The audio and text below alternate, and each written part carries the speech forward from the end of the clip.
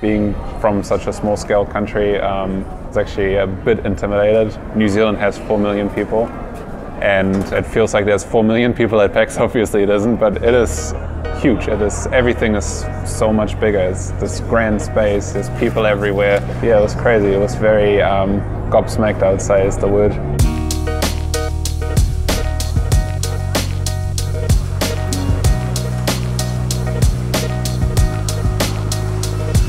My name is I am one half of Team Ninja Thumbs, and I'm here to exhibit Gravity, our indie game which won a selection in the Indie Showcase.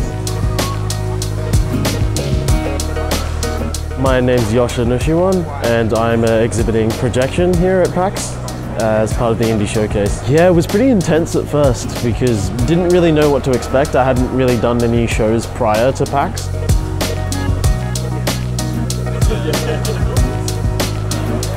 My name is Henrik Pedersen. I am the creative director and designer of The Gardens Between, and I'm exhibiting the game here as part of the Indie Showcase. I grew up not necessarily designing games, but designing play between my friends. That was something that I did really enjoy.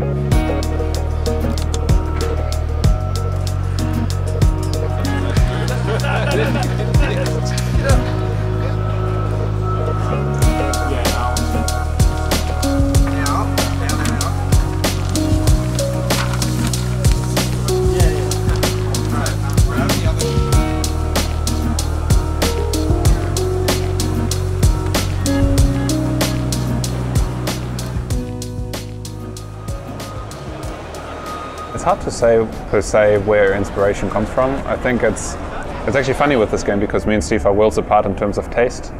He loves sci-fi. Me, on the other hand, I love Nintendo. I love their art style. You know, a lot of personality in the characters, and then we compromised. So we did sci-fi characters which were still had a ton of personality in terms of like being, I don't want to say cute, but they are like they have more personality than robots say in Titanfall or something. Yeah. Perfect match for couch co-op, just like a 2.5D arena brawler where you throw crates at each other. I think the easiest way to describe it and the easiest way that people have attached to the game is to just say it's Super Smash Bros. With Half-Life gravity guns.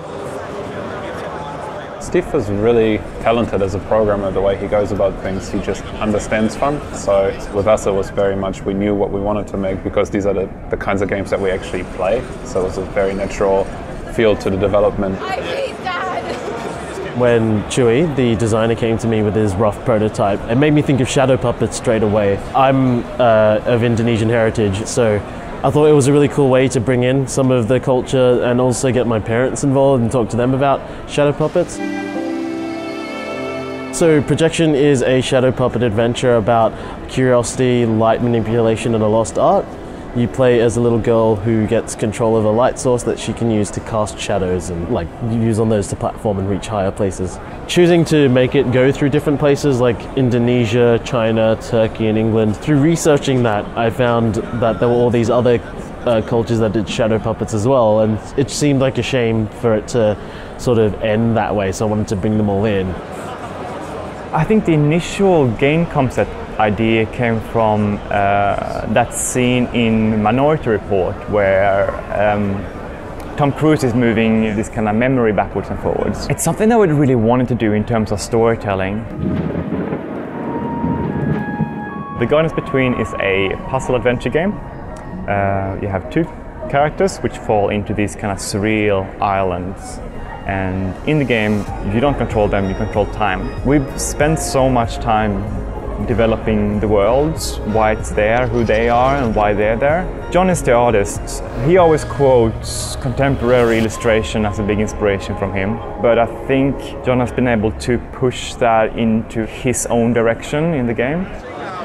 Early on in the development, I got a writer on board to help flesh out the characters. And if you have well fleshed out characters, your artists and your animators will know how to get them to come alive. And that, I think that also has a lot of contribution to the game's look in the end.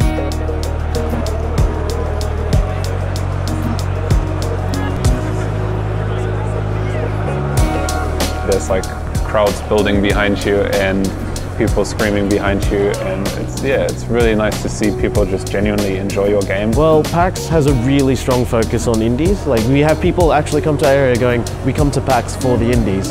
That's pretty special to PAX, and we don't get that many other places. It is hard managing a booth, so you get to feel a bit like a superstar, like a rock star, because all this kind of hard work and people kind of appreciating it.